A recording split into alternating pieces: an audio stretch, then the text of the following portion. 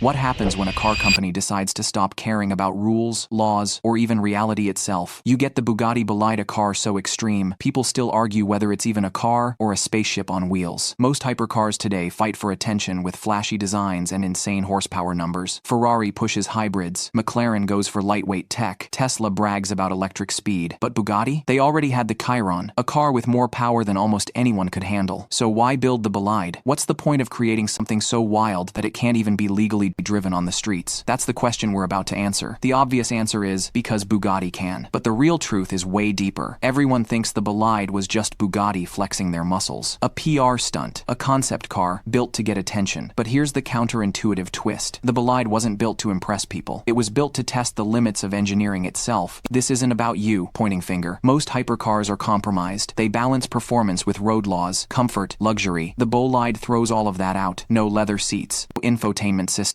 no luxury. Just one goal: to see what happens when you take Bugatti's monstrous 8-liter W16 engine and give it no limits. So here's the secret. At its core, the Bolide still uses Bugatti's signature 8 liters quad-turbo W16 engine, but instead of the standard 1,500 horsepower from the Chiron, the Bolide cranks it up to 1,600 horsepower on regular fuel. And if you feed it racing fuel, the number jumps to 1,850 horsepower. But horsepower is only part of the story. Here's the missing piece most people ignore. The Bolide is insanely light. The Chiron weighs almost 2 tons, nearly the same as an SUV. The Bolide, barely over 1,200 kilograms. That's nearly half the weight. So combine a lightweight frame with almost 2,000 horsepower and you get insanity. 0 to 60 miles per hour in just 2.2 seconds. Top speed? Bugatti claims it's capable of over 310 miles per hour. That's not just faster than almost every car in history. That's fighter jet territory. So why would Bugatti even make this? The answer is simple: to prove they could. But then a bigger question comes up. If the Bolide is so fast, why doesn't Bugatti just sell it as their new hypercar? The answer: because it's not meant for the streets. The Bolide is a track-only car. It wasn't designed for comfort, traffic lights, or speed bumps. It was designed for lap times, aerodynamics, and raw numbers that make engineers shake their heads. And yet, the story doesn't end there. Think about what Bugatti has done here. They've taken the same W16 engine that powers their luxury hypercars, cars built with leather, sound systems,